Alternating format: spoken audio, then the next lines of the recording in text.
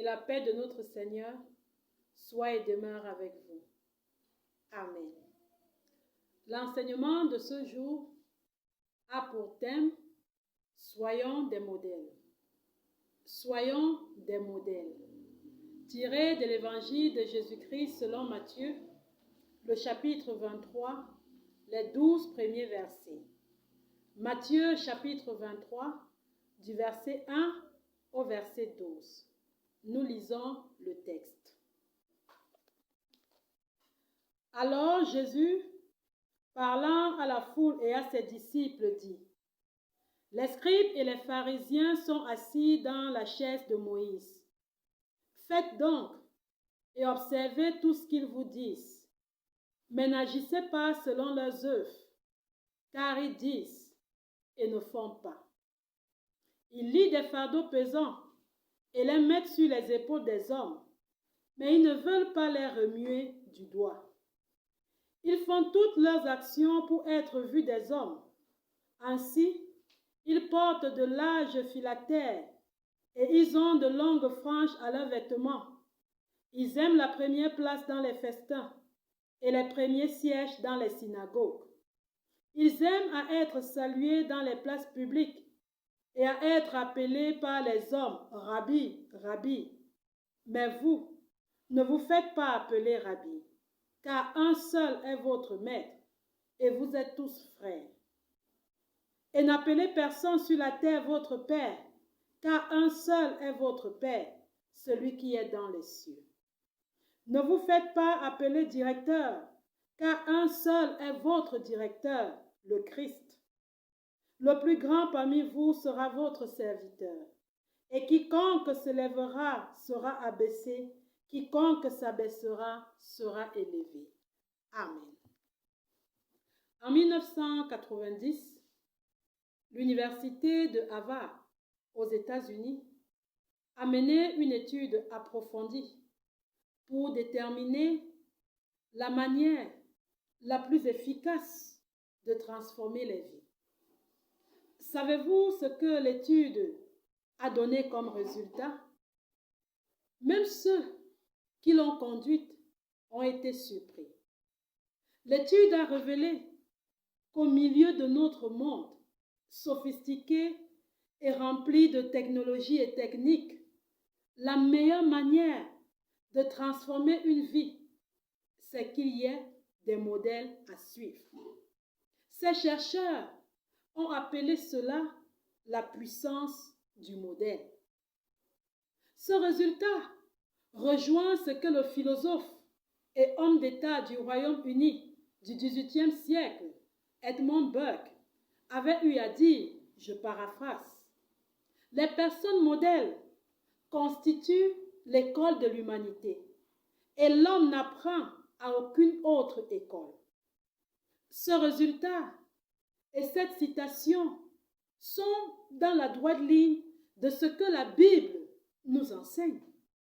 Et le texte que nous venons de lire montre combien le Seigneur est offusqué de ce que les chrétiens ne soient pas des exemples à suivre. En effet, ce texte dénonce les comportements déviants et déplorables des scribes et pharisiens et par ricochet ceux de certains hommes et femmes en soutane. Le Seigneur les vilipende avec des motifs très précis qui donnent la chair de poule. 1. Les scribes et les pharisiens, tout comme certains hommes et femmes en soutane aujourd'hui, disent et ne font pas. 2. Ils attachent de pesants fardeaux, difficiles à porter, et ils en chargent les épaules des gens, mais eux-mêmes ne veulent pas les remuer du doigt. 3. Ils font toutes les actions pour être remarqués des gens. 4. Ils aiment les premières places par orgueil. 5. Ils aiment usurper les titres et la place même de Dieu. 6. Ils se font rois et font des autres leurs laquais. Comment en est-on arrivé là? Scrutons un peu le contexte.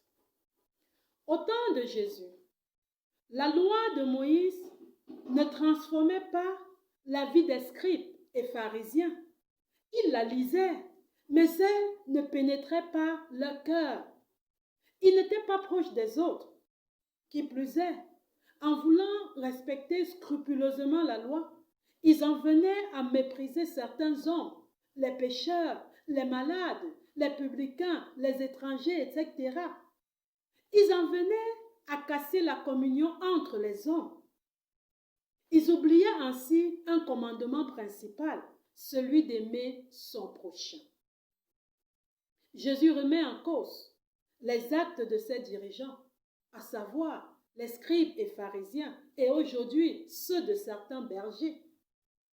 Oui, il y a des bergers qui savent dire aux autres ce qu'il faut faire, mais ils oublient eux-mêmes d'agir selon la volonté de Dieu. Ils demandent aux autres de se convertir, mais ne se convertissent pas eux-mêmes. Se convertir ici, c'est changer de vie, changer de comportement. Ils voient la paille dans l'œil du voisin, mais ne voient pas la poudre dans leurs yeux. En bref, ce ne sont pas des exemples. Les bergers et autres prédicateurs de la parole de Dieu devraient être des modèles, mais le constat est désagréable et alarmant. Comme vous le savez, les beaux discours sont attirants. Ils sont applaudis, ils sont publiés, ils sont vantés, mais ils s'estompent très vite quand les faits ne suivent pas. Nous avons certainement en mémoire certains discours politiques ou de campagne électorale. Les belles prédications des bergers et autres prédicateurs sont en contraste avec leur vie qui n'honorent ni l'Église ni notre Seigneur. Ils ne sont plus ni le sel de la terre, ni la lumière du monde.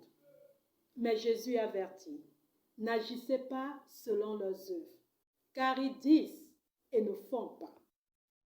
À voir tout cela, il peut être facile de fléchir le clergé, mais si l'on pousse plus loin, on va se rendre compte que les fidèles contribuent pour beaucoup dans le désordre de certains bergers.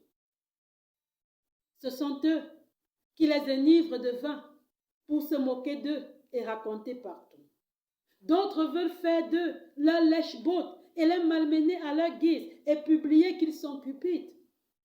Les compagnons des pasteurs, dans la course au jupon, ce sont toujours les fidèles. Plus grave encore, on a souvent vu des femmes se battre pour porter le sale titre de concubine du berger.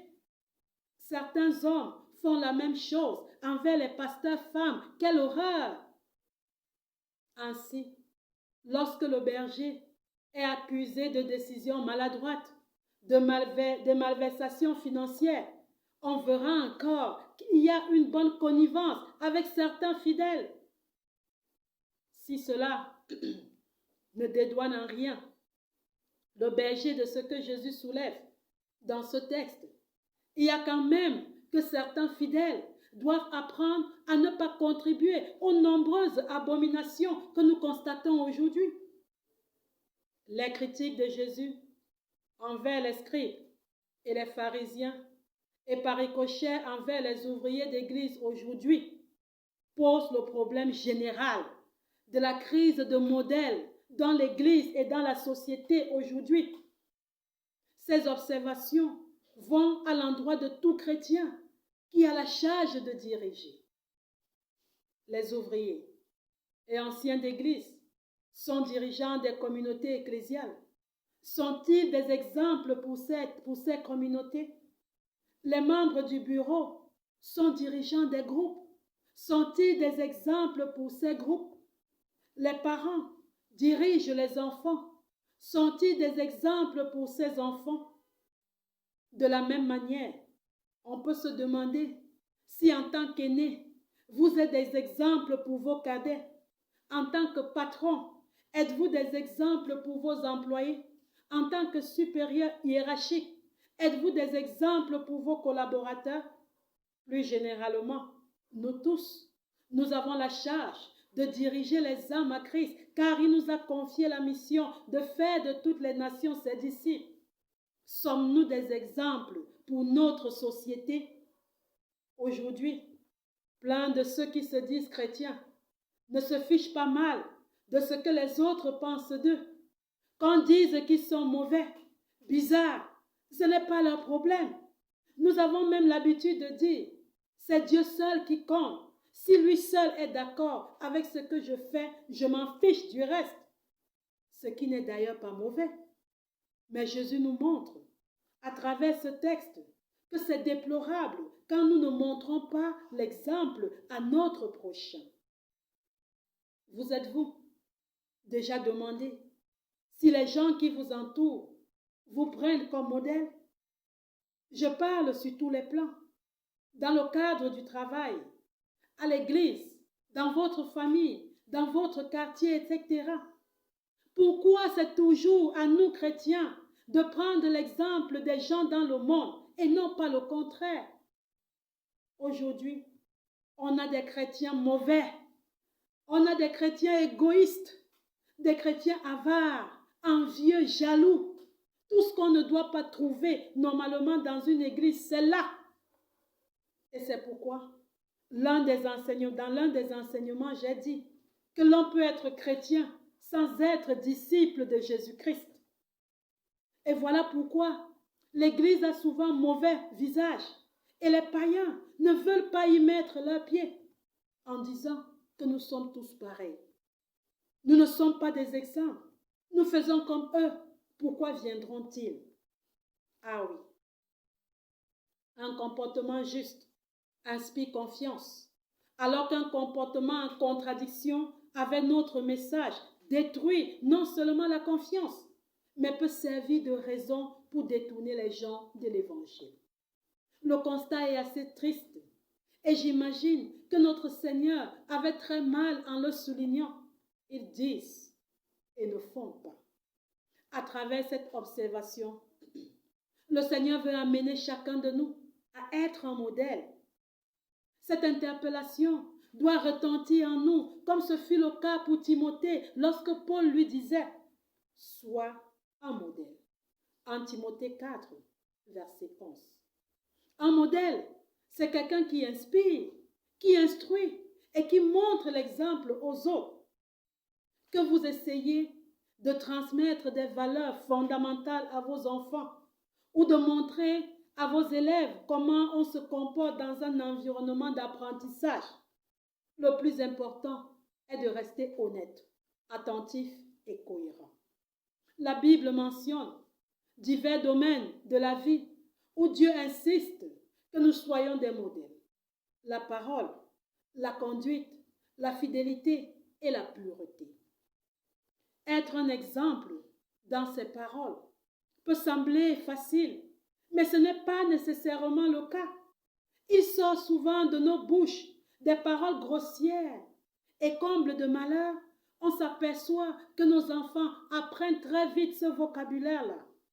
Il nous arrive de dire du mal de quelqu'un, de parler entre guillemets dans son dos pour le critiquer ou le démolir.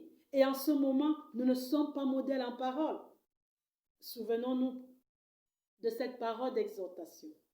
Qu'il ne sorte de votre bouche aucune parole malsaine, mais s'il y a lieu, quelques bonnes paroles qui servent à l'édification nécessaire et communiquent une grâce à ceux qui l'entendent.